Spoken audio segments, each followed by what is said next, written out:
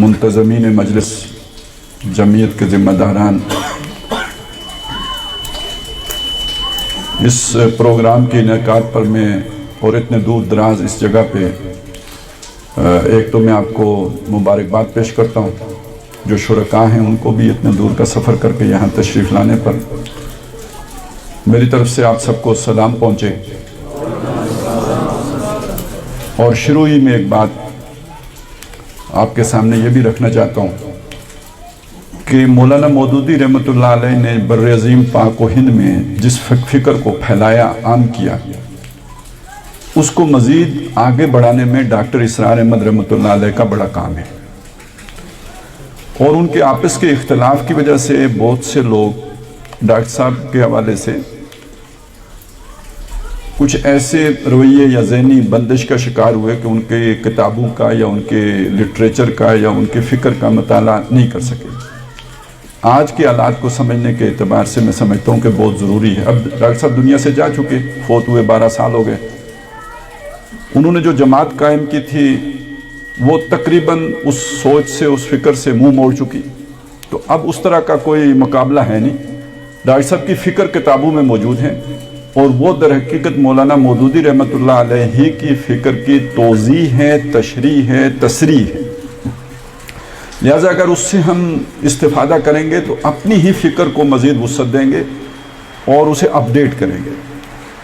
تو میں سب سے پہلی آپ سے یہ گزارش کروں گا کہ اس کے لیے وقت نکالا کریں، ڈاکٹر صاحب کو سنا کریں، اور اس کا آپ کو فائدہ ہوگا۔ میں نے چونکہ ان سے بہت استفادہ کیا ہے، اس سے پہلے یہ بات تو مجھے مودودی صاحب ہی سے سمجھ میں آئی تھی۔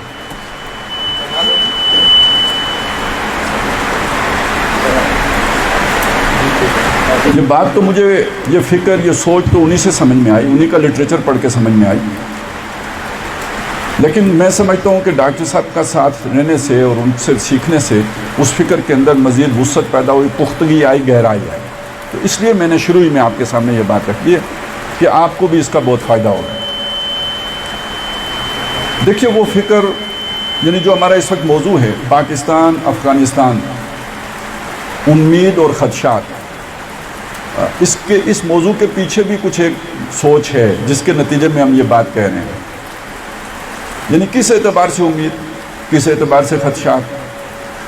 اس امید اور ان خدشوں کا تعلق کسی خاص سوچ کے ساتھ ہے، کسی خاص نقطہ نظر کے ساتھ ہے، کسی خاص فکر کے ساتھ ہے۔ تو پہلے ذرا اس فکر کو ہم از سر نو تازہ کر لیتے ہیں، تھوڑے سے وقت لے کے، کہ ہم یہ سمجھتے ہیں کہ اسلام، جس کو کہ ایک وقت میں لوگوں نے مذہب سمجھ لیا تھا، ایک خاص پس منظر کی وجہ سے، اس لیے کہ جب اقوام مغرب کا غلبہ ہوا ہے تو ان کے ہاں ریلیجن کا معنی یہی تھا کہ انسان کا ایک جو انفرادی زندگی سے متعلق جو کچھ اصول و ضوابط ہوتے ہیں، یہ مذہب کا دائرہ ہے۔ جو انسان کی اجتماعی زندگی ہے وہ تو ترقی کرتی رہتی ہے، اس میں نئے نئے مسائل پیدا ہوتے ہیں، اس میں نئی جہتیں آتی ہیں، اس کے اندر ارتقاء ہوتا ہے۔ مذہب ایک پرانی شے ہے، وہ اس کے ساتھ میچ نہیں کر سکتا، وہ پیچھے رہ جاتا ہے، اس کا ساتھ نہیں دے سکتا، ہم قدم نہیں ہو سکتا، لہٰذا وہ سیکولر فیلڈ ہے۔ اور مذہب کا وہ دائرہ ہے جو جامد ہے، جس میں کوئی ارتقاء نہیں ہوتا۔ ظاہر نماز پڑھنی ہے، پہلے آج سے 1500 سال پہلے بھی 5 نمازیں تھیں تو آج بھی 5 ہی ہیں۔ خدا پہلے بھی ایک تھا، اب بھی ایک ہی ہے، خدا 2 تو نہیں ہو سکتے، وہ ایک ہی رہے گا۔ تو وہ اس سوچ کے اندر چونکہ کوئی تغیر و تبدل نہیں ہوتا، تو مذہب ایک جامد حقیقت ہے اور ہماری سوچ کے اندر ارتقاء ہوتا رہتا ہے، تمدن میں ارتقاء ہوتا ہے۔ تو اس سے جو معاشی، سیاسی، سماجی نظام بنتا ہے یہ ترقی یا پاتا رہتا ہے، مذہب ایک جگہ پہ رکا رہتا ہے۔ تو ریلیجن کا فیلڈ محدود سمجھا گیا، اور چونکہ مغربی اقوام کا غلبہ ہوا، تو جب غلبہ ہوا تو جیسے حکمرانوں کے رستے ہی پہ عوام چلتی ہے، تو آہستہ آہستہ خود مسلمانوں کے ذہنوں میں یہ بات بیٹھ گئی کہ مذہب کا دائرہ در حقیقت صرف عقائد کی حد تک ہے، چند رسومات عبودیت کی حد تک ہے، یا زیادہ سے زیادہ چند سماجی رسومات کی حد تک ہے۔ شادی کیسے کرنی ہے، مرے گا تو ٹھکانے کیسے لگانا ہے، پیدا ہوگا تو سیلیبریٹ کیسے کرنا ہے، بس اس حد تک مذہب کا معاملہ ہے، اس سے آگے مذہب کا معاملہ ہی نہیں۔ مسلمانوں کی بھی یہ سوچ بن گئی۔ تو پھر یہ کہ ہندوستان میں کچھ ایسے افراد پیدا ہوئے، ان میں علامہ اقبال کا بہت بڑا نام ہے، اس سے پہلے شاہ ولی اللہ ہیں، بہت سے لوگوں کی ایفرٹ ہے اس میں لیکن یہ کہ اس کو بہت وسیع پیمانے پر نہایت بلاغت کے ساتھ فصاحت کے ساتھ پھیلانے میں مولانا مودودی کا اپنا ہی ایک مقام ہے. بہت بڑے مصنف تھے, بہت بڑا لٹریچر انہوں نے جو ہے اس کے لیے ترتیب دیا اور وہ پھر پھیلا. اور اس کا لب لباب یہ ہے کہ جو ہمارا اسلام ہے یہ کوئی مذہب نہیں ہے بلکہ یہ دین ہے, اور دین کا مطلب یہ ہے کہ یہ پورے نظام زندگی کے بارے میں رہنمائی دیتا ہے, مکمل ضابطۂ حیات ہے, کمپلیٹ کوڈ آف لائف ہے. زندگی کا کوئی شعبہ دین کی رہنمائی سے باہر نہیں ہے. زندگی کے ہر معاملے کے بارے میں دین رہنمائی دے گا. یہ ایک سوچ ہے, یہ جس کی بھی ہے اس کی سوچ جو ہے وہ یوں سمجھے کہ دینی سوچ ہے. اور جو اسلام کو صرف عقائد تک, مراسم عبودیت تک یا یہ کہ چند سماجی رسومات تک محدود رکھتا ہے, اس کی سوچ ہے جسے ہم کہتے ہیں یہ مذہبی سوچ ہے. لیکن یہ سمجھ لیجئے کہ یہ مذہب اسلام کی سوچ نہیں ہے, یہ مذہب مغرب کی سوچ تھی جو کہ کچھ مسلمانوں نے بھی اڈاپٹ کر لی. وگرنہ ہمارے ہاں مذہب کہا جاتا تھا, مثلا فقہ حنفیہ تو اسے مذہب حنفی کہتے تھے, فقہ مالکیہ تو اسے مذہب مالکی کہتے تھے. یعنی یہ جو چار جو ہیں ہمارے ہاں سلسلے یا مکاتب فکر, ان کو مذاہب اربع کہتے تھے. تو ظاہر ہے اس میں سیاسی نظام کے بارے میں بھی رہنمائیاں تھیں, اس میں معاشی نظام کے بارے میں بھی رہنمائی موجود تھی. تو ایک مذہب کا لفظ ہمارے لٹریچر میں پایا جاتا ہے, اس کا معنی کوئی اور ہے, اس کا معنی ہے مسلک, اس کا معنی ہے ایک سکول آف تھاٹ. جبکہ ایک مذہب کا لفظ وہ ہے جو مغربی لٹریچر میں پایا جاتا ہے, اس کا معنی ہے ریلیجن. تو یہ دو چیزیں بالکل علیحدہ علیحدہ ہیں, ہمارے ہاں آ کے گڑمڑ ہو گئی. لیکن یہ کہ بہرحال عظیم اکثریت کا ذہن وہ بن گیا کہ جو مغربی ذہن تھا, اس ذہن کو پھر کھولا ہے ان مصنفین نے, ان مبلغین نے, ان دین کی تجدید کرنے والوں نے, اس کو اسے اثر نے کھولا ہے. اور الحمدللہ کہ ہم اس کے وارث ہیں, اس سوچ کے وارث ہیں, جس کا مطلب یہ ہے کہ یہ نظام یعنی ہمارا اسلام ایک مکمل ضابطۂ حیات ہے. پہلی بات تو یہ ہو گئی, اس کا پہلا پلر یہ ہے, کارنر سٹون یہ ہے. اگلی بات کیا ہے, یہ نظام اپنی کامل شکل میں محمد الرسول اللہ صلی اللہ علیہ وسلم کے دور میں قائم ہوا اور اس کے 30 سال بعد تک قائم رہا. پھر یہ نہیں کہ اس کا انہدام ہو گیا, لیکن یہ کہ اپنی کامل شکل میں باقی نہیں رہا. اب اس کے اندر کچھ نہ کچھ جو ہے وہ خرابیاں آتی گئی. رفتہ رفتہ رفتہ رفتہ 1000 سال کا عمل ہے کہ وہ بالکل زمین بوس ہو گیا. آغاز جو ہے وہ ملوکیت سے ہوا, اور اختتام جو آ کے ہوا ہے خاص طور پہ جب مسلمان ممالک کے اوپر انگریز یا یہ کہ فرانسیسیوں کا, یہ اقوام غیر کا جب غلبہ ہو گیا, مغربی اقوام کا جب غلبہ ہو گیا, تو یہ جو بالکل زمین بوس ہو گیا. اب ہمارے ہاں قانون بھی غیروں کے چلتے ہیں. ہم جن ممالک میں رہتے ہیں کہنے کو آزاد ہیں. کل ہم نے جشن آزادی منایا ہے اور اس کو بہت سے لوگوں نے صحیح نام دیا ہے, جشن پونپاں. ہاں, جشن پونپاں. تو نظریہ پاکستان وہ وہی تھا جو ہماری فکر ہے, نظریہ پاکستان وہی شے جو ہماری فکر ہے. لیکن یہ کہ وہ نظریہ دباؤ اور نظریہ یعنی اس یہ یو ٹرن جو ہے یہ صرف افغانستان سے یو ٹرن نہیں تھا, یہ اس نظریے سے بھی یو ٹرن تھا. تو پہلی بات تو یہ ہو گئی کہ یہ جو نظریہ حیات ہے, یا جو اسلام ایک کامل نظریہ حیات ہے, یہی نظریہ پاکستان بھی تھا. تو ہم نے یہ دیکھا کہ وہ کامل صورت میں تو دور نبوی میں تھا, اس کے بعد اسے زوال آ گیا. جب زوال آ گیا تو اقبال سے پہلے ایک شاعر گزرے ہیں مولانا الطاف حسین حالی, انہیں بھی امت کا بڑا درد تھا, لیکن ان کا درد ذرا رونے دونے والا. اقبال کا درد ہے امید والا درد, اور حالی کا درد ہے خدشات والا درد. آج بھی ہمارے موضوع میں امید بھی ہے, خدشات بھی ہیں, تو اس لیے دونوں شاعر بھی پیش نظر رکھیے. ایک کو ہر وقت خدشات لائق رہتے تھے اور دوسرے کو امید بھی رہتی تھی. تو دونوں کا کنٹراسٹ ہے, وہ ذرا دیکھیے. وہ کیا ہے کہ حالی کہتے ہیں کہ پستی کا کوئی حد سے گزرنا دیکھے, اسلام کا گر کر نہ ابھرنا دیکھے, مانے نہ کبھی کہ کیا ہے مد ہے ہر جزر کے بعد دریا کا ہمارے جو اترنا دیکھے. ایک مایوسی کا اظہار ہے. اور اے خاصائے خاصان رسول وقت دعا ہے, امت پہ تیری آنکھ کی عجب وقت پڑا ہے. وہ دین کے جو بڑی شان سے نکلا تھا وطن سے, پردیس میں وہ آج غریب الغربا ہے. تو ایک مایوسی آپ کو نظر آئے گی اس کے اندر, اور کوئی آگے کی کوئی امید نہیں ہے. اور معلوم ہوتا ہے کہ پستی کا کوئی حد سے گزرنا دیکھے اور اسلام کا گر کر نہ ابھرنا دیکھے، کوئی ابھرنے کا کوئی اب کہیں امید نہیں۔ اس کے مقابلے میں آپ اقبال کو دیکھیں، وہ یہ تو مانتے ہیں کہ ہاں ہیں تو ہم بڑے گرے ہوئے پڑے ہوئے، اور وہ زمانے میں معزز تھے مسلمان ہو کر، اور تم خار ہوئے تارک قرآن ہو کر، اور خار از مہجوری قرآن شدی، شکوہ سنجے گردش دوران شدی، اچوں شبنم بر زمین افتندائی، در بغلداری کتاب زندائی۔ آج شبنم کی مانند تم زمین پر بچھے ہوئے ہو نا، جیسے شبنم کی کوئی حیثیت نہیں ہوتی، آج مسلمان کی کوئی حیثیت نہیں ہے، تو پستی اس درجے میں ہے۔ لیکن آسماں ہوگا سحر کے نور سے آئینہ پوش، اور ظلمت رات کی سیما پا ہو جائے گی، پھر دلوں کو یاد آ جائے گا پیغام سجود، پھر جب ہی خاک حرم سے آشنا ہو جائے گی۔ آنکھ جو کچھ دیکھتی ہے لب پہ آ سکتا نہیں، میں بھی حیرت ہوں کہ دنیا کیا سے کیا ہو جائے گی۔ شب گریزاں ہوگی آخر جلوائے خورشید سے، یہ جہاں معمور ہوگا نغمہ توحید سے۔ آپ کو امید کا ایک پیغام مل گیا۔ اچھا، یہ امید کا پیغام اتنا زوردار تھا نا کہ اصل میں تحریک پاکستان کے پیچھے جو روح کار فرما تھی وہ یہ تھی، یہ اقبال کی بانگ درا تھی کہ جس نے اس کارواں کو ترتیب دیا تھا اور جوش سے بھر دیا تھا۔ اور یہ اتنا بڑا جرم ہے، اقبال کا اتنا بڑا جرم ہے کہ اس سے بھی یو ٹرن لے لیا گیا۔ اب اس کے دن کی چھٹی بھی نہیں منائی جاتی، اور حسن نثار جیسے بھونکو اس پر چھوڑ دیے گئے ہیں کہ وہ اسے کہیں کہ وہ ایک شاعر بھی نہیں تھا۔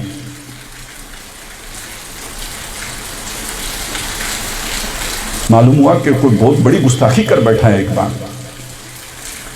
تو خیر حسن نثار تو جو بھی ہیں سو ہیں، ہمارے ہاں ایک بڑے خوش اخلاق علامہ صاحب بھی ہیں، وہ اس طرح کی حسن نثار کی طرح بدتمیزانہ باتیں نہیں کرتے، خوش گفتار انسان ہیں، ان کے منہ سے موتی جھڑتے ہیں، جب بولتے ہیں تو معلوم ہوتا ہے کہ الفاظ نہیں نکل رہے، گل پاشی فرما رہے ہیں، بہت اعلیٰ اخلاق کے مالک ہیں۔ غامدی صاحب، جاوید احمد غامدی صاحب، تو وہ کیا کہتے ہیں؟ وہ کہتے ہیں اقبال نے یہ جو سارا کچھ پیش کیا ہے نا، یہ رومانویت ہے۔ رومانویت کیا ہوتی ہے جی؟ ایک شاعرانہ خیال، جو شاعر کو کسی سے محبت ہو جاتی ہے وہ کہتے ہیں جی چاند تارے لا کے تیرے پاؤں میں رکھ، کس نے رکھنے ہوتے ہیں؟ کبھی کسی نے لا کے رکھے ہیں؟ گپ ہوتی ہے، بندہ چھوڑ دیتا ہے کہ چاند تارے لا کے تمہارے پاؤں میں رکھ دوں گا، اور یہ کہ تمہیں ملکہ بنا دوں، یہ تو سب گپ شپ ہوتی ہے۔ تو یہ جیسے شاعرانہ خیال ہوتے ہیں، تو کہتے ہیں جسے عشق خلل ہے دماغ کا، کہتے ہیں جسے عشق خلل ہے دماغ کا، تو اس کا مطلب کیا؟ کوئی سمجھ آئی؟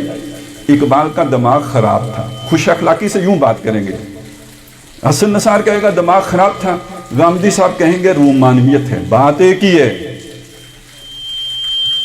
سمجھ آئی؟ ایک کی بات اکیڈمک ہے، دوسرے کی بات تھڑے والی ہے، دونوں کا نقطہ نظر مطمع نظر ایک ہی ہے۔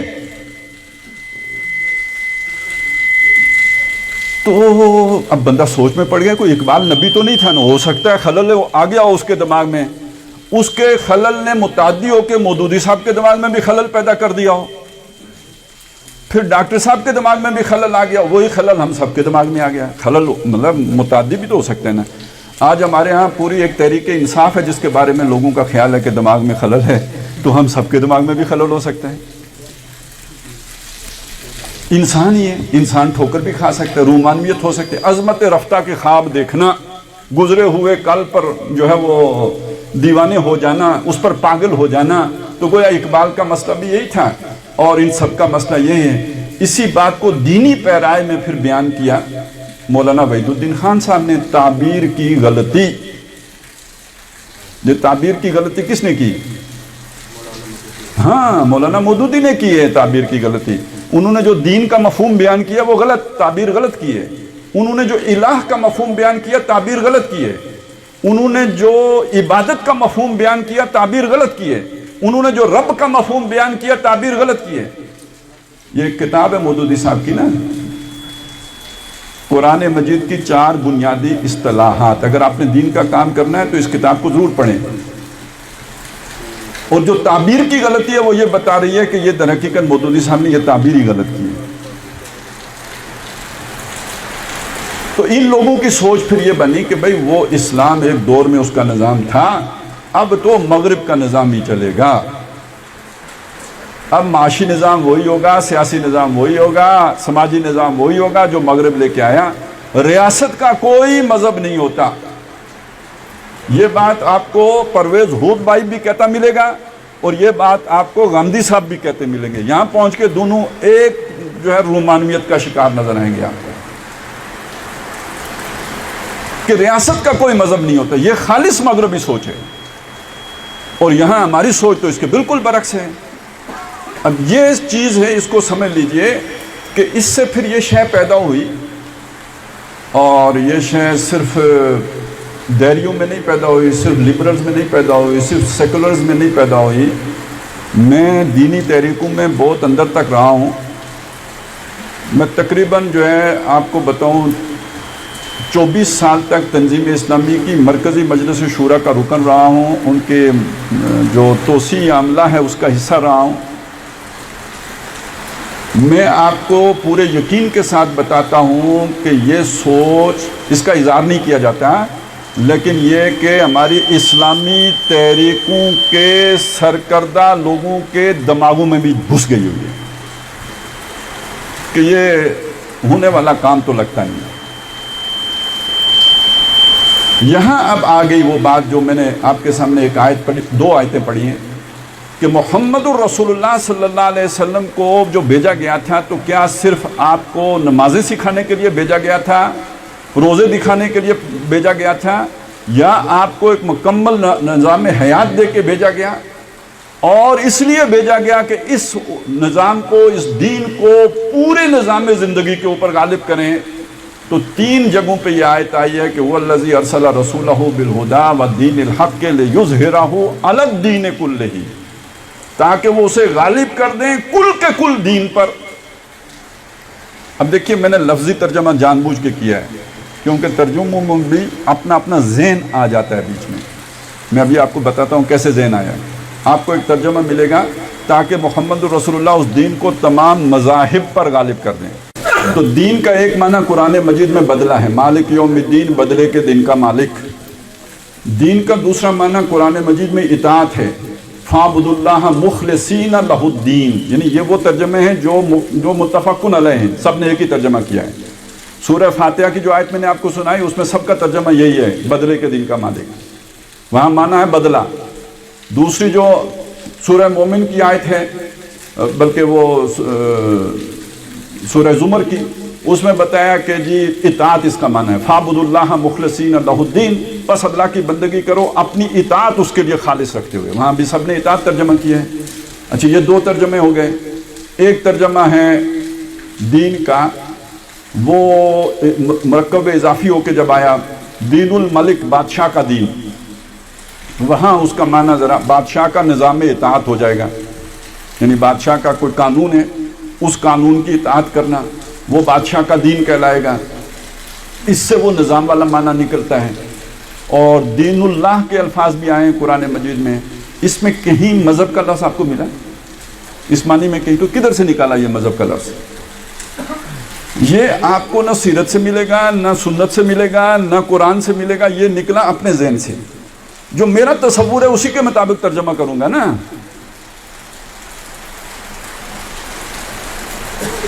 ہمارے پاس وقت ہے، میں ادھر اگر کوئی 1:15 بجے تک چلے جائیں تو اچھا.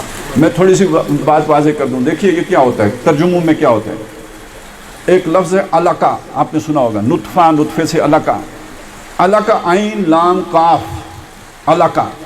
اسی سے لفظ بنتا ہے متعلق، میرا اور آپ کا تعلق، یعنی ہم جڑے ہوئے کیسے ہیں آپس میں، جوڑنے والی شے ہے، تعلق ہے، اسی سے علقہ ہے. معلق شے، لٹکی ہوئی شے کو کہتے ہیں معلق، جو لٹک رہی ہو وہ معلق ہے. علاقہ کہتے ہیں وہ جو جڑا ہوا ایک علاقہ ہے پورا ایک، وہ علاقہ ہے. یہ سب عین لام کاف سے بنے ہیں. ہم نے اس علق کا ترجمہ کیا کیا؟ خون کا لوتھڑا. بھئی یہ کدھر سے بن گیا؟ یہ لغت سے تو نکلتا ہی نہیں. یہ کدھر سے بنا؟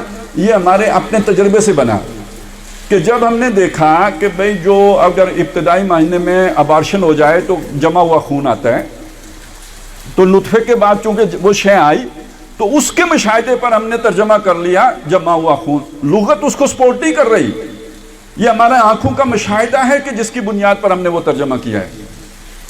لیکن جب الٹراساؤنڈ مشینیں بن گئی اور ہم الٹراساؤنڈ لینے کے قابل ہو گئے تو ہم نے دیکھا کہ وہ جسے نطفہ جسے ہم نے کہا تھا اور خوردبینیں بن گئیں جس سے ہم نطفہ بھی دیکھ لیتے ہیں، تو پتہ چلا وہ رحم مادر کے ساتھ جا کے یوں لٹک جاتا ہے جیسے جونک لٹکی ہوئی ہوتی ہے۔ اب اگر کوئی ترجمہ کرے گا تو وہ ترجمہ ہوگا جو قرآن نے لفظ بولا ہے، لٹکی ہوئی چیز۔ اب علاقہ کا کیا مطلب ہوگا؟ لٹکی ہوئی شے۔ تو ترجمہ کرتے ہوئے ہمارے اپنے ذہن کی محدودیت بیچ میں آ جاتی ہے۔ تو جب ہمارا تصور یہ ہے کہ یہ دنیا میں 1 مذہب 2 مذہب 10 مذہب ہیں، ان کے اوپر اسلام کو غالب کرنے کا مطلب ہے علی الدین۔ اب میں آپ کو دوسری طرف لے کے آتا ہوں، اگر اس کو اطاعت کے ساتھ جوڑیں تو کیا معنی بنے گا؟ جو قرآن میں مستعمل ہے کہ تمام اطاعتوں کے اوپر غالب کرنا ہے۔ اب کیا معنی بنے گا؟ بادشاہ کی اطاعت کے اوپر بھی کس کی اطاعت غالب ہوگی؟ وہ دین جو محمد رسول اللہ لے کے آئے ہیں۔ کتنا معنی بدل گیا ہے؟ تو اب یہی وہ معنی ہے جو کیا ہوا ہے ایک دوسری جگہ پہ۔ سورہ انفال میں علی الدین کے لفظ اسی طرح آیا ہے، وہاں سب نے وہی معنی کیا جو میں نے ابھی آپ کو بتایا۔ فرمایا قاتلوہم حتی لا تکون فتنۃ، ان مشرکوں سے لڑو جب تک کہ ان کا فتنہ ختم نہیں ہو جاتا۔ وَيَكُونَ الدِّينُ كُلُّهُ لِلَّهِ، دین سارے کا سارا اللہ کا نہیں ہو جاتا ہے۔ اب دیکھیے یہاں پہ ترجمہ سارے کا سارا ہو گیا، یہاں پہ وہ والا مذہب سارے کا، تمام مذاہب والی بات ختم ہو گئی۔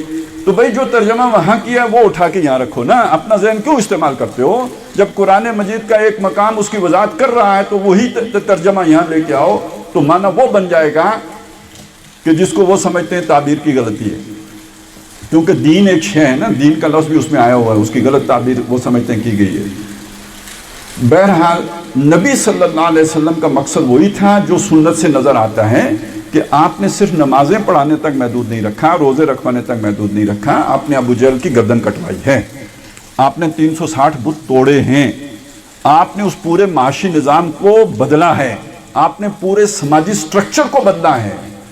وہ جو غلام تھے ان کو ایک صف میں محمود و ایاز کو لا کے کھڑا کیا ہے، ایک مکمل مساوی، ایک مساویانہ جو ہے سماجی نظام دیا ہے، ایک عادلانہ نظام حیات دیا۔ یہ مکمل تبدیلی لے کے آئے ہیں آپ صلی اللہ علیہ وسلم، اور یہ ہمارے لوگوں کو شاید دیکھنے میں غلطی لگی ہے، غیروں نے اس کو سمجھا ہے، ایچ جے ویلز نے سمجھا ہے، ڈاکٹر مائیکل ہارٹ نے سمجھا ہے، جس نے 100 لوگوں میں سب سے ٹاپ پہ حضور کو رکھا نا، پوری دنیا کے موسٹ انفلوئنشل پیپل، وہ دی 100 کتاب کا مصنف، اس نے سب سے ٹاپ پہ جو حضور کو رکھا تو وجہ کیا بتائی؟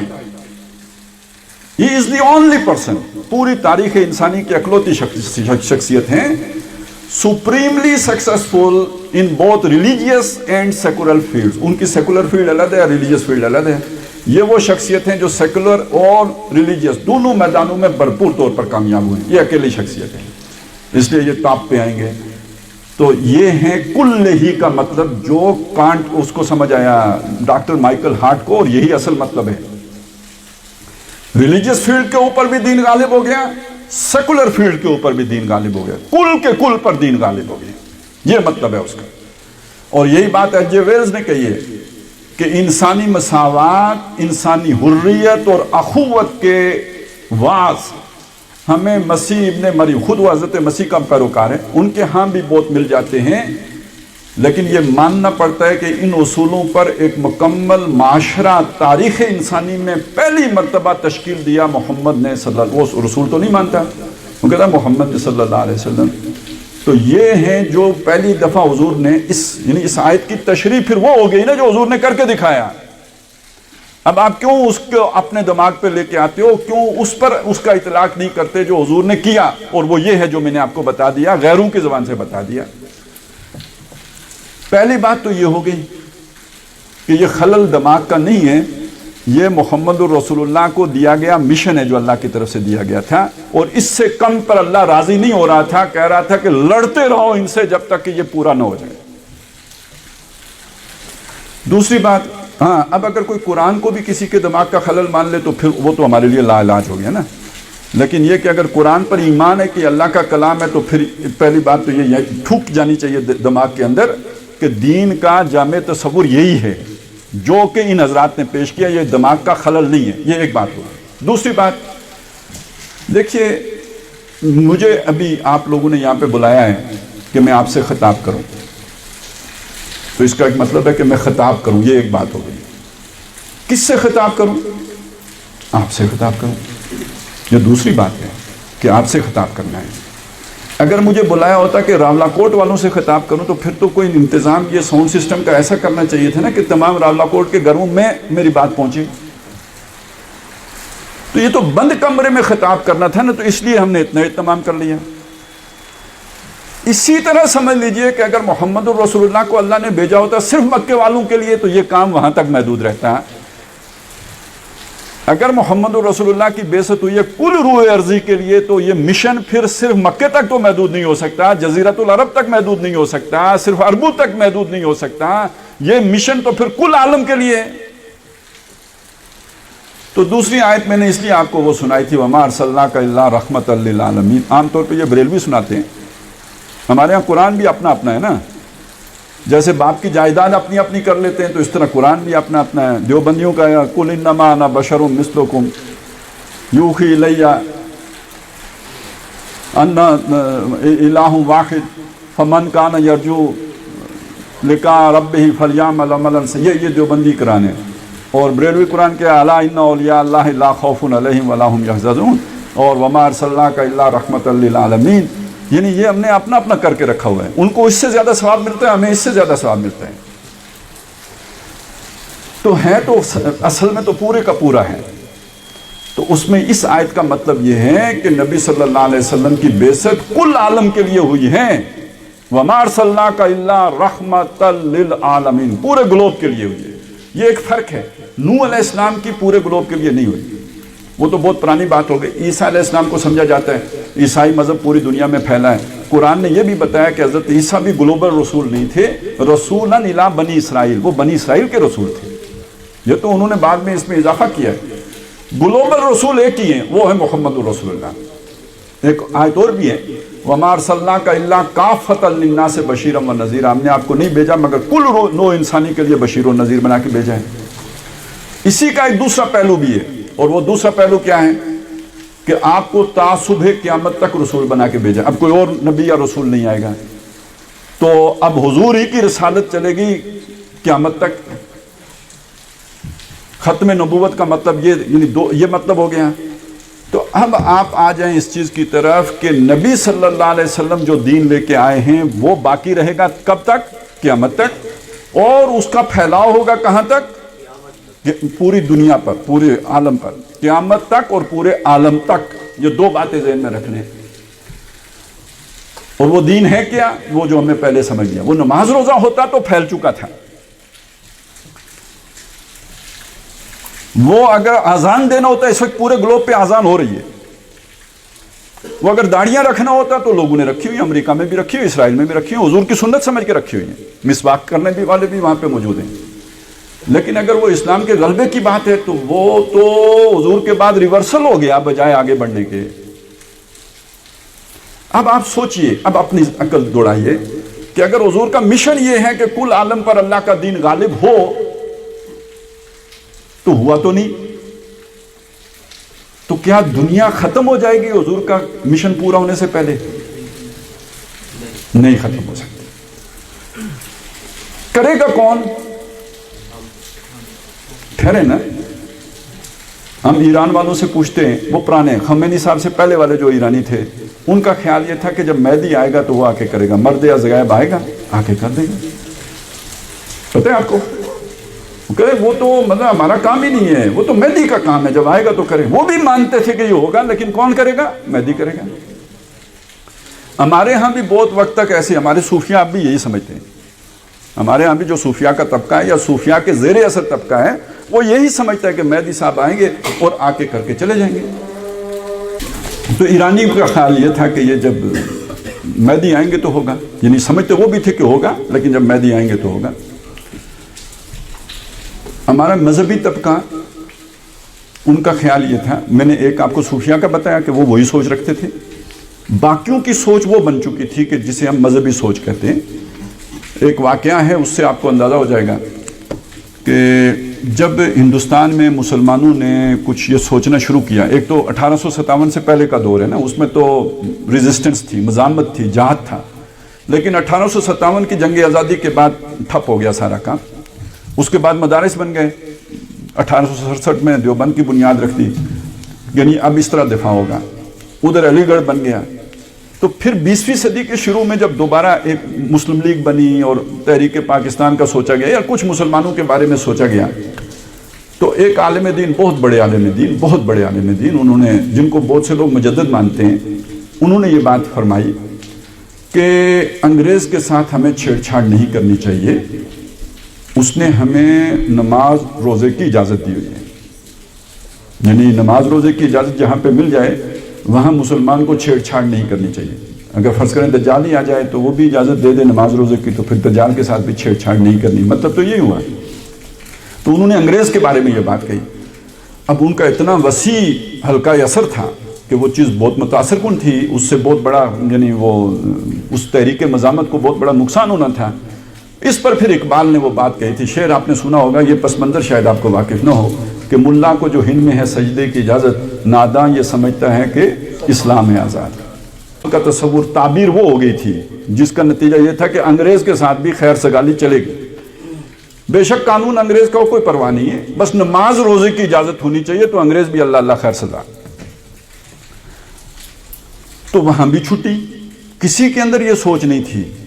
یہ سوچ دوبارہ ان لوگوں کی محنت سے پیدا ہوئی ہے، جو میں نے آپ کو بھائی، اقبال کا نام ہے، ابوالکلام کا نام آتا ہے، مولانا مودودی کا نام آتا ہے، پھر ان کے سینکڑوں جو ماننے والے ہیں ان کے نام آئیں گے۔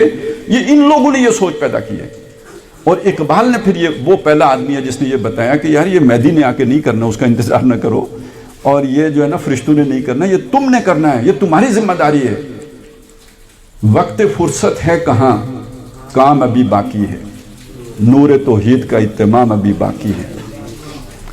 اور یہ پھر بہت وسیع پیمانے پر کھول کر عام انداز میں، سادہ انداز میں، سلیس انداز میں مولانا مودودی نے اپنے لٹریچر میں پھیلایا، اور اس کا نتیجہ یہ نکلا کہ مسلمانوں کی عظیم اکثریت اس سے متاثر ہوئی، اور اس درجے متاثر ہوئی کہ وہ جو مذہبی طبقہ تھا جس نے اپنی سوچ وہ بنا لی تھی، ان کی سوچ بھی بدلی۔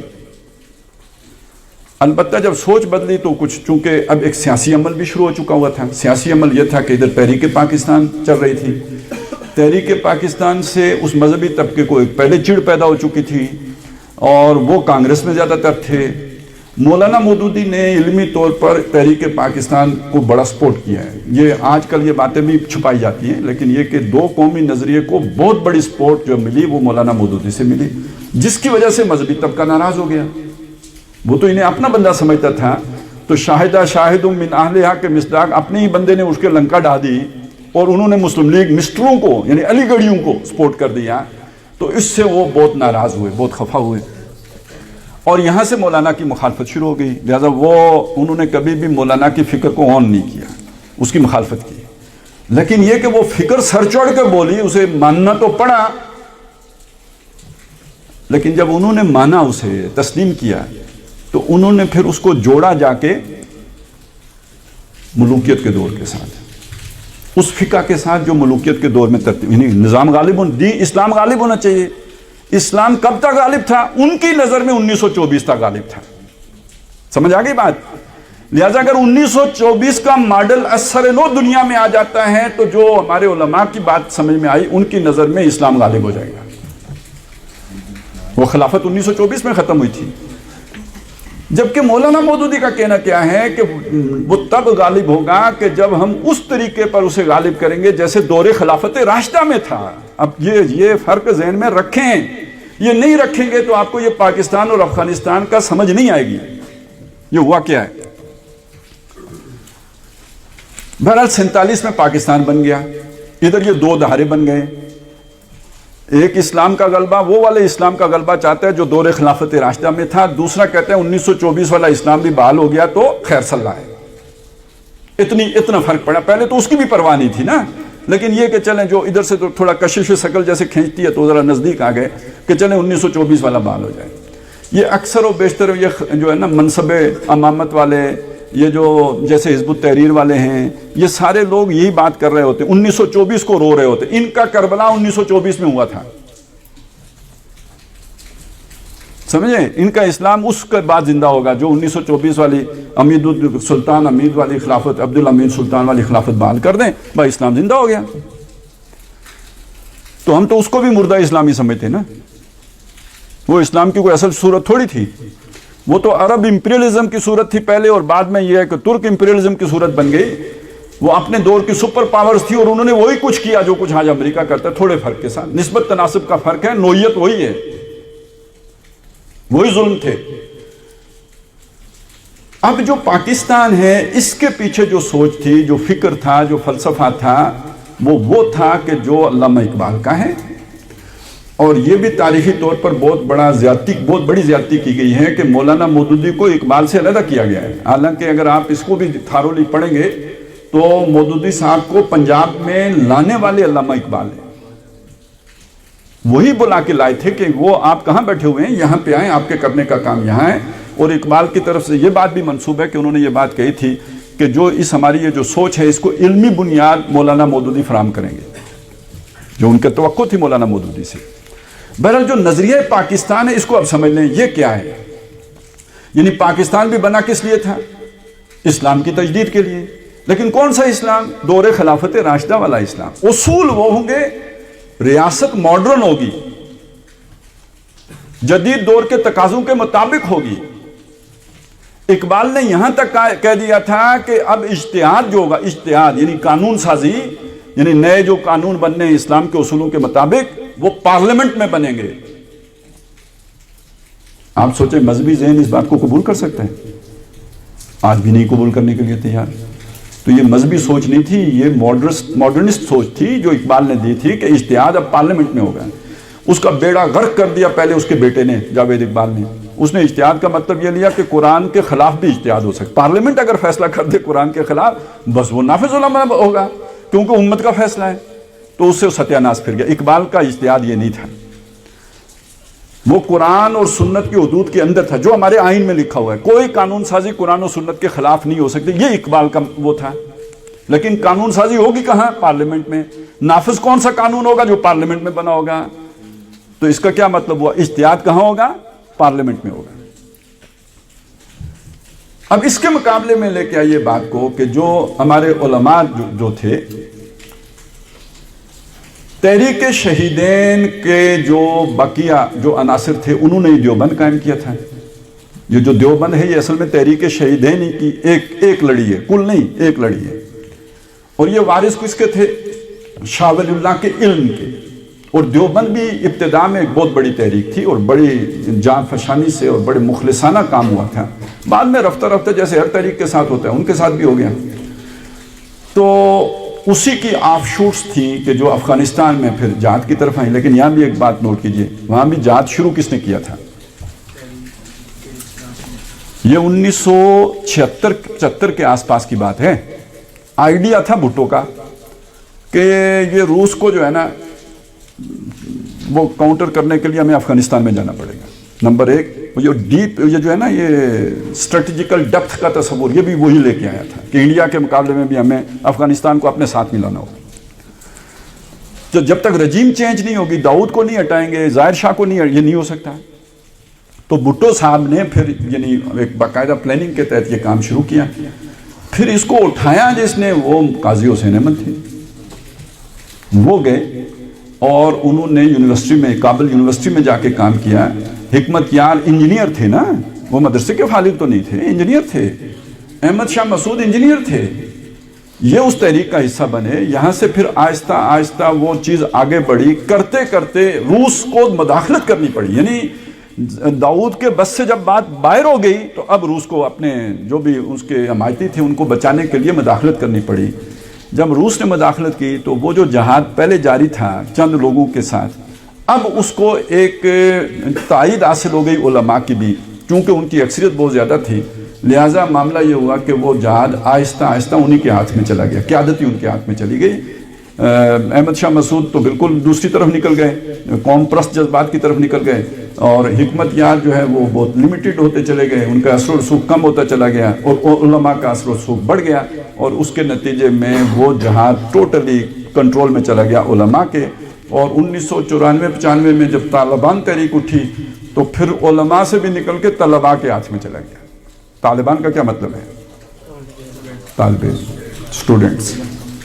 ٹھیک ہے نا, وہ پھر ان کے ہاتھ میں چلا گیا جن میں خلوص بھی تھا, جوش بھی تھا, جذبہ بھی تھا, قربانی بھی تھی, لیکن تھے طلباء. ایک تو یہ کام ہوا ہے, وہاں پہ یہ چیز بنی ہے. ادھر کیا ہوا جی؟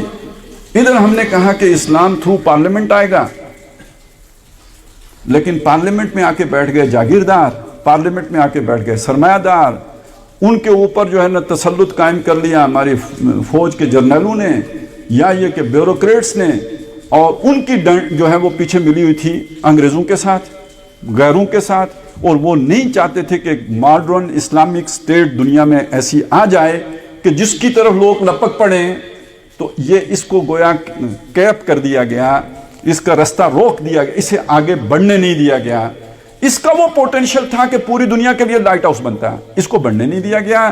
اور اسلام کا ایک وہ ماڈل جو آج سے 700 سال پہلے تو قابل عمل ہو سکتا تھا, وہ افغانستان میں آ گیا. وہ جب آ گیا تو اس کے آنے سے بہرحال اس کے اندر بڑی سختی بھی تھی. جو طلباء جب آئے تھے, پہلی دفعہ جب آئے تھے, تو میں وہاں پہ گیا, ملاقاتیں بھی ہوئی. اس وقت ان کی سوچ ایسی تھی, یعنی بڑی جابرانہ, بہت ہی حاکمانہ, ڈکٹیٹرشپ. ان سے بات بھی ہوئی. اندازہ تو ہمیں تھا کہ بھئی امریکہ اسے برداشت نہیں کرے گا, تو اگر یہ آپس میں متحد نہیں ہوں گے تو یہ تاش کے پتہ کی طرف جو ہے وہ اڑا دیے جائیں گے. تو ان سے کی بات یہ کہ آپ یہ شمالی اتحاد کو ساتھ ملائیں, حکمت یار کو ساتھ ملائیں. تو بڑا سادہ سا, بہت سادہ سا جواب تھا کہ دیکھیں امارت اسلامیہ قائم ہو گئی ہے, اب آئیں بیعت کریں, جو بھی بیعت کرے تو بس ہمارے ساتھ ہے, نہیں کرتا تو یعنی مطلب یہ ہے. اگلی بات انہوں نے نہیں کی, جائے باڑ میں, ہمیں اس سے کیا غرض ہے. تو بہت ہی بے نیازی, بڑا استغنا, بڑی بے فکری, تو آگے کی سوچ ہی نہیں تھی. لہٰذا پھر 9/11 ہوا اور وہ کام آگے نہیں بڑھ سکا, ختم کر دیا گیا. اب 1 سال ہو گیا ہے. بڑی عجیب بات ہے, 14 اگست 15 اگست ہوئی کو انہوں نے بھی کل جو ہے نا وہ منایا اپنا دن 1 سال پورا کرنے کا. اب یہ طالبان دوبارہ آئے ہیں, لیکن یہ کہ اب یہاں امید کی بات ہم کر رہے ہیں. کون سی امید کی بات کر رہے ہیں؟ کہ یہ طالبان شاید اب بدلے ہوئے طالبان ہیں. ابھی ہمارے پاس کوئی اتھینٹک سورس سے کوئی بات نہیں ہے, کچھ علامتیں ہیں جن کی بنیاد پر ہم یہ قیاس کر سکتے ہیں. مطلب اب ان کے اندر وہ سختی نہیں ہے. سیکھا ہے اس عرصے میں 20 سال جہاد کیا ہے, بہت بڑا عرصہ ہوتا ہے, اور اس میں مخلص عناصر اب ان کے اندر اوپر آئے ہیں اور سمجھدار لوگ آئے ہیں. یہ ایک بدلے ہوئے لوگ ہیں, لیکن ان کے ساتھ بھی اب کیا کیا خدشات جڑے ہوئے ہیں وہ میں آپ کو بتاؤں گا. کیا کیا امیدیں, امید میں ابھی پہلے بتا رہا ہوں کہ اب پہلی امید یہ ہے کہ یہ اب بدلے ہوئے لوگ ہوں گے اور انہیں اب نئے زمانے کی سمجھ آئی ہوئی ہے. ایک طاقت ہے, ایک قوت ہے, اسلام کا جذبہ بھی رکھتے ہیں, ثابت کیا انہوں نے کہ رکھتے ہیں. صرف سوچ کو ٹھیک کرنے کی ضرورت تھی, تو امید یہ ہے کہ وہ ہو گئی ہوگی. لیکن ایک بات میں آپ کو بتاؤں, طالبان کا جب لفظ آتا ہے تو اس میں کم از کم 4 گروہ شامل ہوتے ہیں.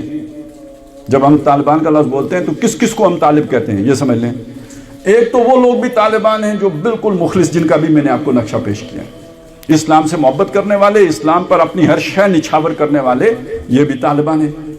اور ان کو بھی ہم طالبان کہتے ہیں کہ جو سمگلر ہیں, جنہوں نے داڑھی رکھی ہوئی ہے, پٹکا باندھا ہوا ہے, گن اٹھائی ہوئی ہے, وہ بھی طالبان ہیں. وہ بھی طالبان ہیں جو بتے لیتے ہیں, وہ بھی طالبان ہیں جو منشیات فروش ہیں, وہ بھی طالبان ہیں جو کسی اور کے ایجنٹ ہیں. یہ سارے اسی ایک لباس کے اندر. ہم جب طالبان کا لفظ بولیں گے, ہمارا میڈیا بولتا ہے, تو اس سب کو طالبان کہتا ہے. وہ TTP والے بھی ہوں, جو ادھر والے ہیں, جو ادھر والے ہیں, یہ سب طالبان ہیں. لیکن جب ہم امید کی بات کرتے ہیں تو وہ ان طالبان سے کرتے ہیں کہ جنہوں نے 20 سال مسلسل اسلام کی خاطر جنگیں لڑی ہیں. اور ان کے بھی اس دور سے ہم ایک اختلاف رکھتے ہیں کہ جس میں وہ سخت گیر تھے, شدت پسند تھے. شدت پسندی بھائی مانا کہ وہ جو بھی ان کا تصور تھا کسی اور کو ساتھ لے کے چلنے کے لیے تیار نہیں تھے, بس اپنے ہی تصور کے اوپر شدت سے قائم تھے, کسی دوسرے کی, مسلمان کی بھی ماننے کے لیے تیار نہیں تھے. یہ ان کا ایک دور ہے. اب جو ان کو غلبہ ہوا ہے, بظاہر ایسی علامتیں آئی ہیں کہ جن سے لگتا ہے کہ یہ بدلے ہوئے لوگ ہیں, لیکن ان کے لیے خطرات کیا ہیں یا ہمارے خدشات کیا ہیں.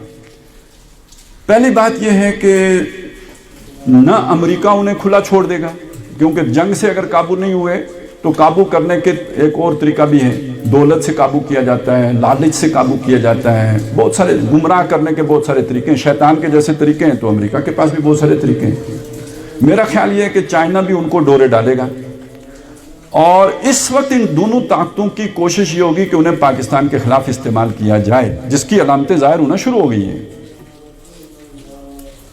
یعنی یہ شاید آپ کو نہیں معلوم ہوگا کہ سوات کے علاقے میں واپسی ہو گئی ہے، ٹھیک ہے؟ اچھا، یہ طالبان اور وہ طالبان ہیں، ان میں فرق، یہ جسے ٹی ٹی پی کہتے ہیں، تحریک طالبان پاکستان، یہ یہاں کے لوکلز ہیں، یہ بہت رد عمل کا شکار ہیں، کیونکہ ان کے علاقوں پہ فوج نے حملہ کیا ہے، ان کے بستیاں گرائی ہیں اور ان کو مارا پیٹا ہے، ان کے لوگ مارے ہیں، تو وہ ایک رد عمل کا شکار بھی ہیں۔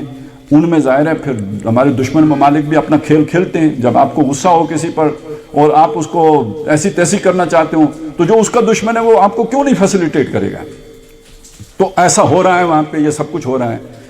پھر ہماری آپس کی اندر کی گیمیں بھی ہیں، وہ مطلب جو اس وقت سیاسی کام چل رہا ہے تو اس میں کہتے ہیں جی فوج میں بھی سپلٹ ہے، تو ایک گروہ ایک کو سپورٹ کر رہا ہے تو دوسرا دوسرے کو کر رہا ہے، تو وہ جو یہاں پہ رجیم ہے اس کے مخالف جو دھڑا ہے وہ کہتے ہیں کہ ان کو سپورٹ کر رہے ہیں، واللہ عالم بہت ساری کہانیاں چل رہی ہیں، لیکن یہ پاکستان کے سالمیت کے لیے بہت خطرہ پیدا ہو گیا ہے، یہ بات اپنی جگہ پہ حق ہے۔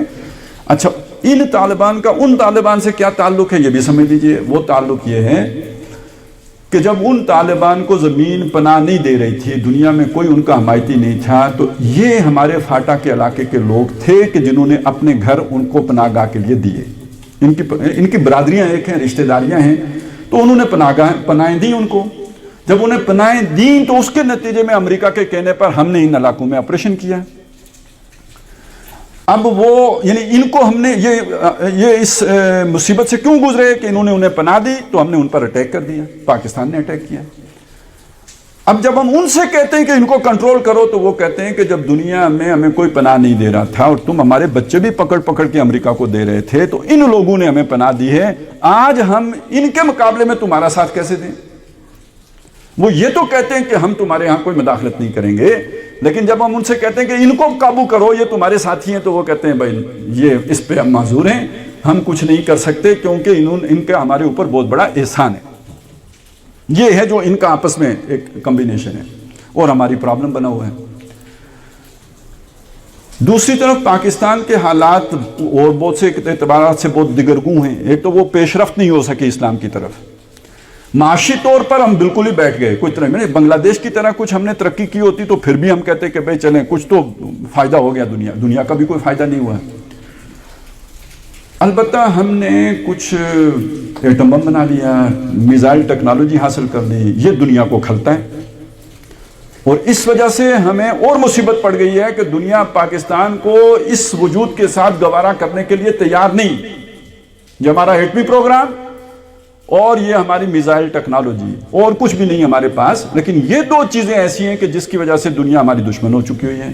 اسلام سے تو ہم منہ موڑ چکے، اس سے بچت ہو گئی ہے، لیکن یہ کہ یہ والا مسئلہ کھڑا ہو گیا۔ ساتھ ایک مسئلہ اور آ گیا کہ دیکھیں جب بنا تھا تو اللہ کا تو اپنا منصوبہ تھا، عوام کے دلوں میں یہ بات تھی جو اقبال نے پھونکی تھی، لیکن جو قائد اعظم کے ارد گرد لوگ ہو گئے تھے، کیا ان کی بھی سوچ یہ فکر یہی تھی؟ قائد اعظم نے خود کہا تھا کہ میری جیب میں کھوٹے سکے ہیں، اور مودودی صاحب نے یہ بات پہلے کہہ دی تھی کہ کھوٹے سکے ہی آئیں گے، 1940 میں کہہ دیا تھا کہ کھوٹے سکے ہی آئیں گے۔ یہ جو طریقہ آپ نے اختیار کیا ہے، اس طریقے میں کھڑے نہیں آتے، کھوٹے ہی آتے۔ تو جاگیردار تو اس لیے آئے تھے تاکہ ہمارے جاگیروں کا تحفظ ہو، اسلام کے لیے تو نہیں آئے تھے۔ بیوروکریٹوں کا میں آپ کو بتا چکا، جرنلوں کا آپ کو، اور 58 میں مارشل لا لگ گیا تھا، ایوب خان آ گیا تھا، تو بس تسلط تو ہو گیا ان کا۔ یہ انہوں نے اس لیے بنایا، انگریزوں نے کیوں بنایا تھا، کیوں بننے دیا؟ ان کا بھی ایک فائدہ تھا۔ امریکہ کیوں مدد کرتا رہا، اس کا بھی ایک فائدہ تھا۔ وہ فائدہ میں آپ کو بتاؤں، ہندوستان ایک بہت بڑا ملک تھا۔ ہندوستان پہلے انگریز کے آنے سے پہلے بھی سونے کی چڑیا کہلاتا تھا۔ اس کے اندر ایک پارٹی تھی، بڑی جہاندیدہ پارٹی، विजनरी पार्टी, उसकी लीडरशिप थी। कांग्रेस खुद बहुत मुनज़्ज़म सियासी पार्टी। खतरा यह था उनको कि अगर हिंदुस्तान आज़ाद होने के बाद एक आज़ादाना पॉलिसी पर चल पड़ा तो हम क्या करेंगे, जो तो फिर इतनी बड़ी ताकत बन जाएगा, सुपर पावर बन जाएगा, पोटेंशियल इसका बहुत बड़ा है। तो हिंदुस्तान को तंग करने के लिए भी कोई होना चाहिए ना, तो एक मुल्क की जरूरत है। तो ये मुसलमान मांग रहे हैं तो इनको दे देते हैं, हमारा फायदा हो जाएगा। दूसरा ये भी है कि हिंदुस्तान को एक और खतरा भी है कि चूंकि यहां ऊंच नीच के तस्वुरात हैं, ब्राह्मण हैं, शूद्र हैं, इनको कम्युनिज्म बहुत सपोर्ट जो है वो अपील करेगा, वो जो बराबरी के तस्वुरात हैं। तो ये अगर शूद्र सारे उस तरफ हो गए तो हिंदुस्तान में कम्युनिज्म आ जाएगा, ये तो पूरी दुनिया में फैल जाएगा। हिंदुस्तान इतना बड़ा मुल्क, ये अगर कम्युनिस्ट स्टेट बन गई तो ये तो बड़ी मुसीबत बनेगी। लिहाजा एक नजरियाती मुल्क भी होना चाहिए दरमियान में, बफर स्टेट, कि जो रूस के असरात को हिंदुस्तान तक ना आने दे। तो ये दो जरूरतें थी अंग्रेज की जिसके लिए उसने बनाया। मैं ये कहता हूं जब अल्लाह ताला अपना काम करना चाहता है ना, और जिससे वो काम लेना चाहता है वो ताकतवर ना हो, तो वो उसको कई जरियों से मदद ऐसी देता है कि मदद करने वालों को भी नहीं पता होता कि हम ये मदद क्यों, वो अपनी कोई और वजह से मदद कर रहे होते हैं, असल में अल्लाह के मंसूबे को पूरा कर रहे होते हैं। कई मिसालें हैं इसकी। यूसुफ अलैहिस्सलाम छोटे से थे ना, अल्लाह का मंसूबा था कि इनको मिस्र लेके जाना है। कैसे लेके जाएं? भाइयों के दिल में बात डाली कि यूसुफ से जान छुड़ाओ, उन्हें जाके कुएं में डाल दिया। वहां से एक काफिला गुजरा, उनके दिलों में डाला कि भाई ये तो अच्छा महंगा बिक जाएगा, मुफ्त का माल है, इसे मिस्र ले चलते हैं। मिस्र ले गए, वहां मंडी में पहुंचाया तो अजीज मिस्र के दिल में बात आई, यार ये नफा देगा, सस्ता मिल रहा है, ले लेते हैं। घर ले गए, वो बाकी ये कि वो जो बेगम साहिबा थी उनके दिल में जो ख्याल आया वो तो काबिल बयान नहीं है, उन्होंने इसलिए रख लिया। हर एक का अपना अपना ख्याल है, लेकिन अल्लाह का अपना एक मंसूबा है जिस पे काम चल रहा है। तो यहाँ अगर वो जागीरदार कोई ख्याल रखते थे, नवाब कोई ख्याल रखते थे, ब्यूरोक्रेट और फौजी कोई ख्याल रखते थे, अंग्रेज का कोई और ख्याल था, अल्लाह का मंसूबा कोई और था। वो जो मैंने शुरू में बात की, क़यामत से पहले पहले कुल रूए अर्जी पर अल्लाह का दीन गालिब होना है, तो अल्लाह ने भी तो कुछ करना है ना। जब मिस्र में उसने गालिब करना था तो मूसा को फिरौन के घर पाला, तो इन्हीं हाथों ने पाकिस्तान पाला, पोसा, जवान किया, बड़ा किया। ये असर हाजिर का मूसा समझ लेना। लेकिन 1999 के बाद पाकिस्तान की ये जरूरत खत्म हो चुकी। अब अमेरिका को पाकिस्तान की जरूरत नहीं है, अब अंग्रेजों को पाकिस्तान की जरूरत नहीं है। क्यों? 1989 में रूस खत्म हो चुका, कम्युनिज्म का खतरा खत्म। और 1999 में जब हमने कारगिल पे चढ़ के हिंदुस्तान की गर्दन दबोच ली और उसका सांस लेना दूभर हो गया, और वाजपेयी ने अमेरिका से कहा कि मेरी गर्दन छुड़ा दो, आज के बाद हम तुम्हारे गुलाम। तो जब हिंदुस्तान ने वो गुलामी कबूल कर ली तो हमारी ज़रूरत ख़त्म हो गई। ये अगर 9/11 न हुआ होता तो हमारी ज़रूरत तो बिल्कुल ही ख़त्म हो गई। 9/11 के बाद फिर हमें 20 साल मौका मिल गया। अब हम अमेरिका को हमारी ज़रूरत नहीं रही, उसने वो आहिस्ता आहिस्ता हमारी चूड़ियाँ टाइट करना शुरू कर दी हैं। IMF के ज़रिए से, वर्ल्ड बैंक के, पहले यही इदारे हमें ऑक्सीजन दे रहे थे, अब उन्होंने वो अपनी जो है ना नाली उसको स्क्वेडना शुरू कर दिया। आगे हमें मौत नजर आ रही है। चांस अल्लाह ने एक और पैदा कर दिया है, चाइना वाला। लेकिन ये कि हमारे अभी भी जो टॉप लीडरशिप है वो चाइना की तरफ जाना पसंद इसलिए नहीं करती कि उनके अपने सारे एसेट्स जो है वो वेस्ट में हैं, उनकी औलादें वेस्ट में पड़ती हैं। 99 कंपनियां भी अमेरिका में ही हैं। आप वेस्ट में चले गए, वो तो डूब गई।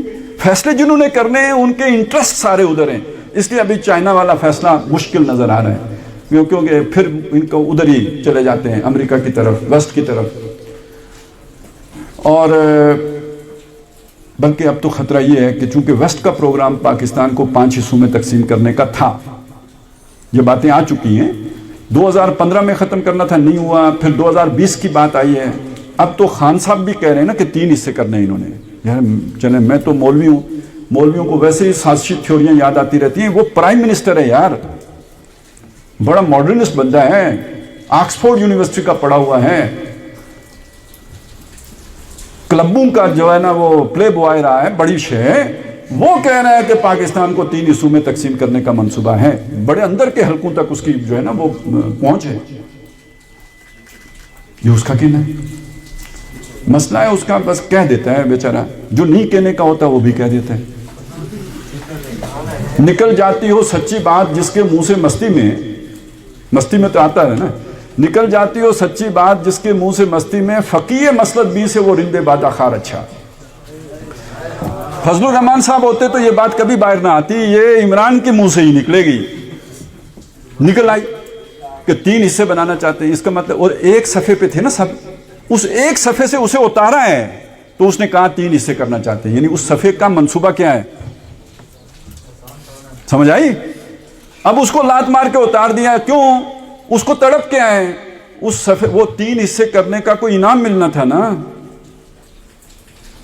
آپ پاکستان جیسے ملک کو 3 حصے کرو گے تو کوئی انعام ملے گا یا نہیں ملے گا؟ انعام ملنا تھا. وہ آخری ٹائم پہ جب 2-4 ہاتھ لبے بام رہ گیا تو کک آؤٹ. تو بندہ تڑپے گا، بندہ اچھلے گا، بندہ کودے گا، بندہ فرسٹریشن کا شکار ہوگا. اب ایک پوری ٹیم نہیں چڑھ گئی ہے کہ بھئی وہ حصے دار ہو کے آ گئی. ابھی تک تو یہی لگتا ہے رخ وہی اسی ایک صفحے والا ہے جو تھا. یہ تو ہے دنیا کی سطح پہ بات. اب میں آپ کو سنانا چاہتا ہوں اگلی بات. اس قوم کے اندر سے یہ خیال نہیں نکل، بہت کوشش ہوئی ہے یار، کتنی کھیلیں کودیں، یہ وہ عیاشیاں خرمستیاں، پھر یہ کہ اب بھوک مہنگائی، کوئی حربہ نہیں ہے جو نہ اختیار کیا گیا ہو. لیکن یہ کہ قوم کے اندر، اس کی جڑوں کے اندر سے یہ بات نکلی نہیں ہے. اب بھی پوری دنیا میں سب سے زیادہ اس اعتبار سے زرخیز ملک پاکستانی کو سمجھا جاتا ہے. اصل میں وہ اقبال نے بات ہی اس طرح کی ہے. پھر یہ کہ جماعت اسلامی کا جو کام ہوا ہے بہت بڑا کام ہے، ڈاکٹر صاحب کی پوری زندگی لگی ہے. یہ باتیں گراس روٹ لیول تک اتری ہوئی ہیں، اور اس سب کا جو نتیجہ نکلا وہ کیا ہے؟ ایک علامت ہے نا، توہین رسالت ہوتی ہے. کوئی ممتاز قادری اٹھ کے کسی سلمان تاثیر کو پھڑکا دیتے ہیں. غیر قانونی کام ہے، میں بھی کہتا ہوں غیر قانونی ہے.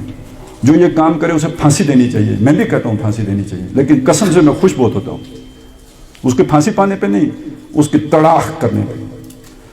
کیونکہ جب تک قانون پہ عمل نہیں ہوگا اس کے علاوہ کوئی چارہ ہی نہیں.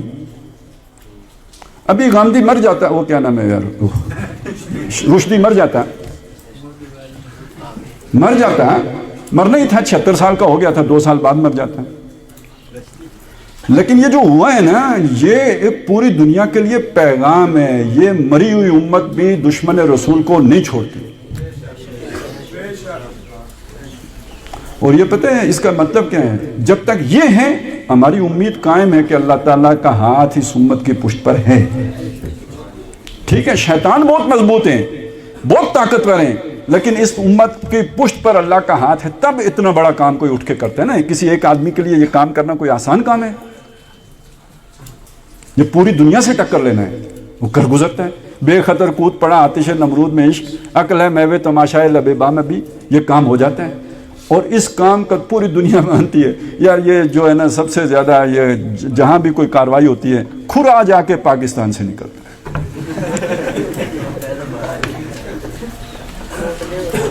1967 میں بن گوریان نے یہ بات کہی تھی کہ ہمیں عربوں سے کوئی خطرہ نہیں ہے، ہمیں خطرہ پاکستان سے. اور اس کی 2 وجوہیں بیان کی تھی اس نے.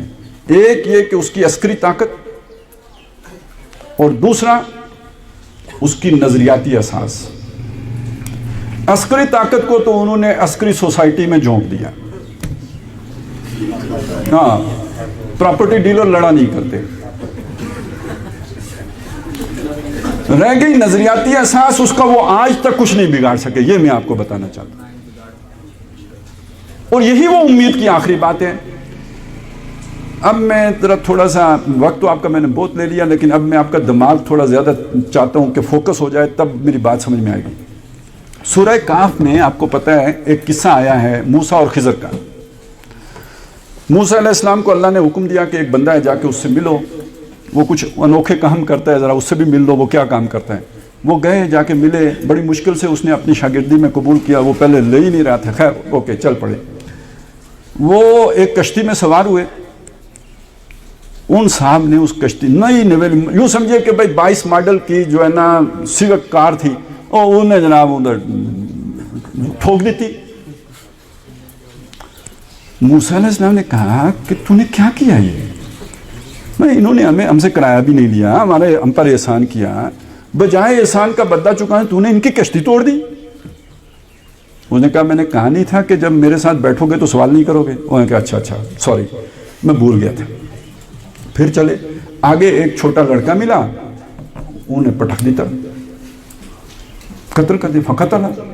موسیٰ علیہ السلام نے کہا تو نے ایک زندہ آدمی مار دیا بغیر، ایک نفس کو زکیتاً، معصوم بچہ، بغیر نفس، بغیر کسی وجہ کے، لقد جئت شیئا نکرا، تو نے تو بڑی غلط حرکت کی ہے، بڑا منکر کام کیا ہے۔ انہوں نے کہا اے میں دسیا نہیں سی، تو میرے نال نہیں چل سکنا۔ اچھا ٹھیک ہے، اب اگر میں پوچھوں تو پھر مجھے ساتھ نہیں رکھنا۔ وہ آگے گئے تو ایک دیوار گر رہی تھی، مطلب وہ دراڑیں پڑ چکی تھیں، جیسے زلزلے کے بعد یہاں دیواریں ہو گئی تھی، وہ گرنے لگی تھی، اس نے چھپ کی، وہ سیدھی ہو گئی۔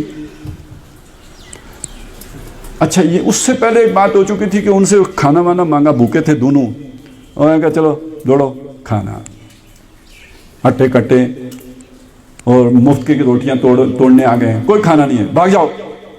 تو یہ دیوار مفت میں سیدھی، موسیٰ علیہ السلام نے کہا ہے ان بدبختوں کی دیوار تو نے خامخواہ سیدھی کر دی ہے، کم از کم ان سے کوئی اجرت ہی لے لیتے۔ اس نے کہا ھذا فراق بینی و بینک، یہ میرے اور تمہارے درمیان، یہ بس کل واقعہ اتنا ہے۔ اس کے بعد اس نے کھولا کیا کہ وہ جو کشتی توڑی تھی، اگر میں اس میں ڈنٹ نہ ڈالتا نا تو آگے جناب لگا ہوا تھا ناکا، بڑا خبیث ایس آئی تھا، جو چمکتی گاڑی ہوتی اس پر قبضہ کر لیتا تھا۔ تو میں نے ڈنٹ ڈال دیا، وہ ان کی بچ گئی، گاڑی بچ گئی، تھوڑی مطلب کشتی میں ڈنٹ پڑا، بادشاہ نے غصب نہیں کی۔ تو یہ یعنی اللہ تعالیٰ کے ہر کام میں خیر ہوتی ہے۔ یہ جو خضر ہیں یہ کوئی عام انسان نہیں، یہ اللہ کا وہ فرشتہ ہے جو تکوینی امور پر نافذ ہے۔ جیسے کوئی حادثہ ہوتا ہے، سانحہ ہوتا ہے، تو اس کے پیچھے ظاہر ہے کوئی فورس تو کام کرتی ہے، یہ اللہ کی وہ فورس ہے جس کو یہ ہیڈ کرتا ہے۔ تو اس نے یہ کام کیا تھا، موسیٰ کو یہ چیز دکھانی تھی کہ ایک دنیا میں ظاہر میں چیزیں ہوتی ہیں، ایک اس کے پیچھے اللہ کی حکمت ہوتی ہے۔ ظاہر میں ہو سکتا ہے نقصان ہو رہا ہو، وہ حکمت بتا رہی ہوتی ہے کہ اس میں الٹیمیٹلی فائدہ ہے، تو وہ یہ فائدہ تھا اس میں۔ یہ تو سمجھ آ گئی۔ اگلی بات یہ ہے وہ لڑکا کیوں مارا؟ وہ اس لیے مارا کہ وہ بڑا ہوتا تو وہ بڑا نقصان کرتا، باپ کا بھی نقصان کرتا، ماں کا بھی نقصان کرتا، تو وہ مار دیا، اللہ ان کے بدلے میں انہیں اچھا بچہ دے گا۔ یہ میں آج سے 10 سال پہلے جب اس پہ بات کرتا تھا نا، میں سے جب اپلائی کرتا تھا لوگ بہت ناراض ہوتے تھے۔ میں نے کہتا تھا یہ طالبان کی حکومت ختم ہوئی ہے نا تو یہ بڑے لڑاکے تھے، یہ مسلمانوں کے معاملے میں بڑے سخت دل تھے۔ امید رکھنی چاہیے کہ ان کو یہ بدل کے آئیں گے، اور جب بدل کے آئیں گے تو بہتر والے آئیں گے، تو یہ بھی امکان ہے اس کا۔ اچھا جی، اس کے بعد تیسرا، یہ ایک بالکل مختلف واقعہ۔ پہلے دو ایک کام الٹے تھے نا، بندہ مار دینا، اب یہ کام ہے ایک سیدھا کا مثبت کام ہے نا، دیوار سیدھی کر دی۔ یہ کیوں سیدھی کی؟ انہوں نے کہا یہاں پہ 2 چھوٹے بچے ہیں، یتیم ہیں، ان کا باپ مر گیا، وہ نیک آدمی تھا، اور لوگ تو بڑے خراب ہیں، تم نے دیکھا ہے، یہ تو لوگوں کا مال نہیں چھوڑتے تو یتیموں کا کہاں چھوڑیں گے؟ بالکل کوئی پاکستانی تھے نا آپ کو اپنے حکمران تو یاد آ گئے ہوں گے نا اس پہ، نہ خزانہ چھوڑتے ہیں، نہ کچھ چھوڑتے ہیں، نہ ریکورڈیکٹ چھوڑتے ہیں، نہ کوئلے چھوڑتے ہیں، کچھ نہیں چھوڑتے، ہر شے بیچ دیتے ہیں۔ ابھی بت بیچنے پہ آئے ہوئے تھے، وہ جو آپ کا بدھا کا بت نہیں رکھا ہوا ادھر لاہور میں میوزیم میں، وہ بھی کہیں بیچنے کے چکر میں تھے، وہ خیر بچ گیا۔ تو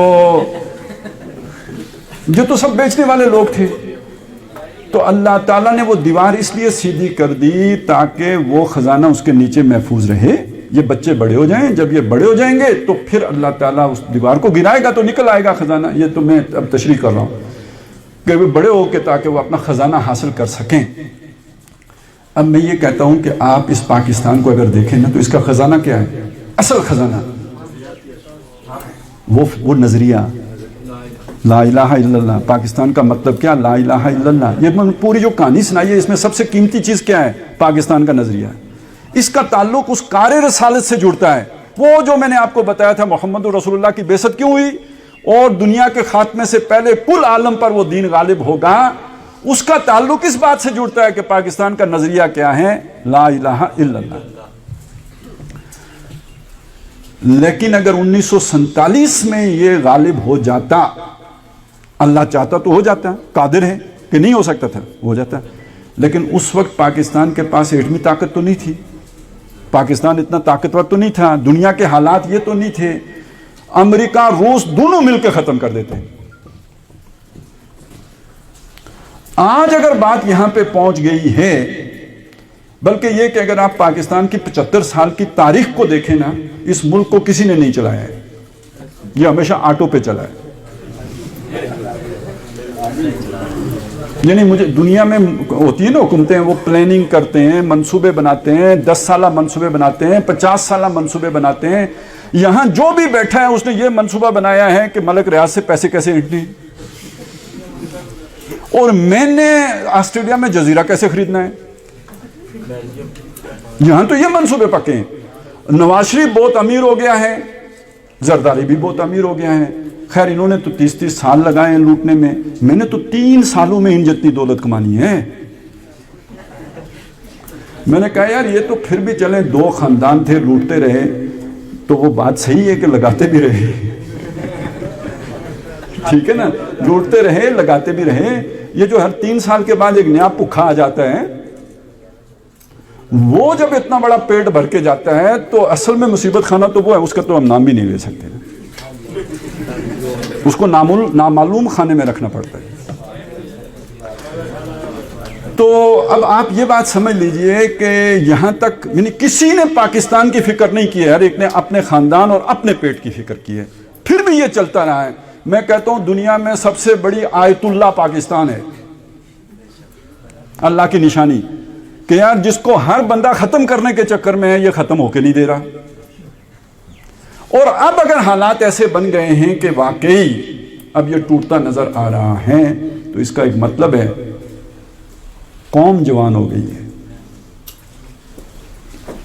اب دیوار گرے گی تو خزانہ نکلے گا, یعنی نظریہ پاکستان نکلے گا. اور میرا اندازہ ہے پتہ ہے کیسے نکلا, مجھے اب کچھ اس کی علامتیں ظاہر ہوئی ہیں نا. یہ جو ہمارے اوپر ایک قبضہ گروپ بٹھایا گیا تھا نا, قبضہ گروپ میں اب کہہ رہا ہوں, وہ سارے سیاستدان بھی جمع کر لیجئے, جاگیردار بھی کر لیجئے, یا بیوروکریٹ وغیرہ بھی کر لیجئے, خاص لیئر باقی اداروں کی بھی کر لیجئے. یہ قبضہ گروپ تھا جو بٹھایا تھا انٹرنیشنل قبضہ گروپ نے, شیطانوں نے. وہ اس کے یعنی اس چھتری تلے ہمیں رکھا ہوا تھا. جب کسی علاقے کے حالات خراب ہوتے ہیں نا, ان کے جڑے ان کے بڑے بڑے مفادات ہوتے ہیں, یہ وہاں سے بھاگتے ہیں, یہ دوڑنے لگا, یہ ادھر نہیں ٹھہرتے. ابھی اشرف غنی نے کتنی دولت اکٹھی کی ہوئی تھی, افغانستان سے دوڑ گیا یا نہیں دوڑ گیا؟ دوڑ گیا. شاہ ایران سے دوڑ گیا تھا یا نہیں دوڑ گیا تھا؟ دوڑ گیا تھا. یہ ہم ریٹائرڈ ہو کے جا کے آسٹریلیا میں کیوں بیٹھتے ہیں, امریکہ میں کیوں بیٹھتے ہیں, دبئی میں کیوں بیٹھتے ہیں؟ ہاں, پاکستان کے بارے میں آپ کو بتاؤں, یہ ابھی پچھلے دنوں ایک صحافی دوڑا ہے نا, ارشد شریف ہے, دوڑ گیا نا. وہ تو پہلے سے دوڑا ہوا ہے.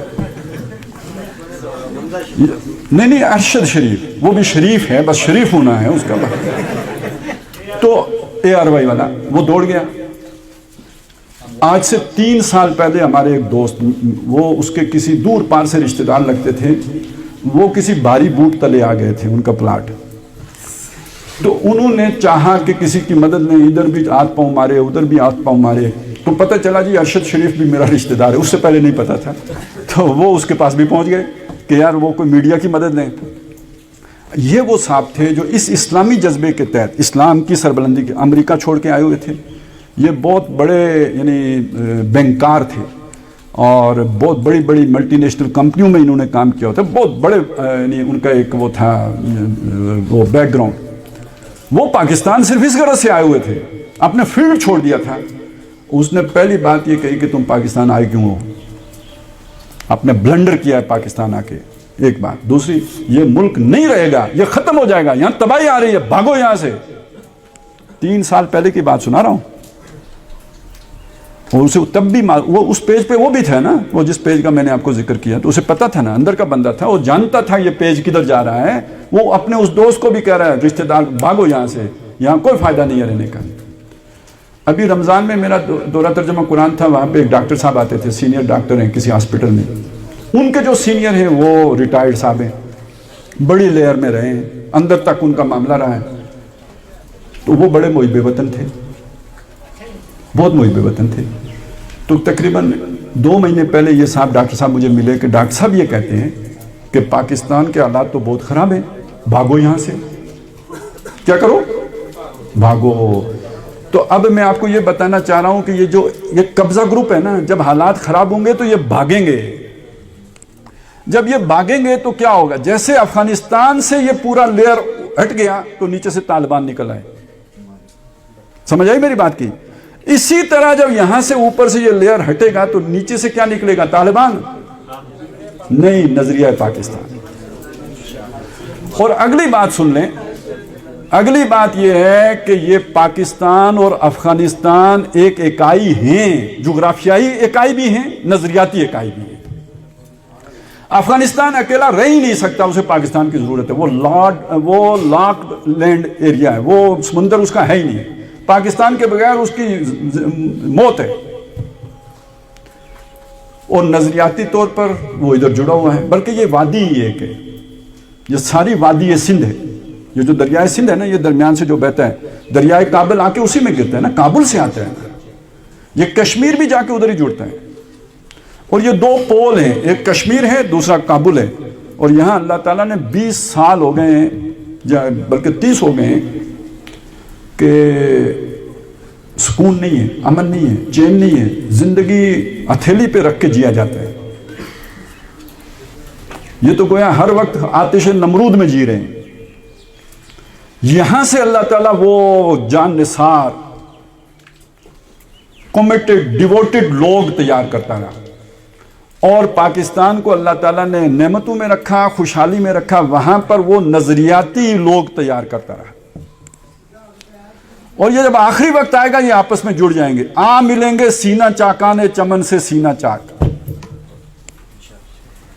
और ये दोनों मिलके एक होगा बाजुए शमशीर जन हिजबुल्लाह, और उसके पीछे जो ज़ैन हिंदी होगा। ये जो 400 साल की तारीख है पाकिस्तान के पीछे नजरिए की, मुजद्दिद अल-अफ़सानी से लेकर शाह अब्दुल हक मुहद्दिस देलवी, शाह वलीउल्लाह, फिर उनके आगे तहरीक शाहिदैन, ये मैंने पूरा जो आपके सामने नक्शा, इस सब का हासिल है जिसे आप नजरिया पाकिस्तान कहते हैं। और ये सारा इस जमीन के अंदर मौजूद है, इस दीवार के नीचे है। यहां पर जब आज़ादी हासिल होगी तो फिर उसके नतीजे में वो सोच, वो ख्याल, वो फिक्र सामने आएगी कि जिसके हम अमीन हैं। अब मैं आपके सामने आखिरी बात रख रहा हूं, जिसका जो काम है वही उसे साझे। आप अफगानिस्तान जाके कुछ नहीं कर सकते, और जिन लोगों ने आपको अफगानिस्तान का रास्ता दिखाया, आप में बहुत से लोगों को दिखाया गया, वो आपके दुश्मन थे। जो काम अफगानिस्तान में हो रहा है वो अफगान कर सकते हैं और बहुत अच्छे तरीके से कर सकते हैं, आप नहीं कर सकते। आप वहां जाके सिर्फ जाया होते हैं।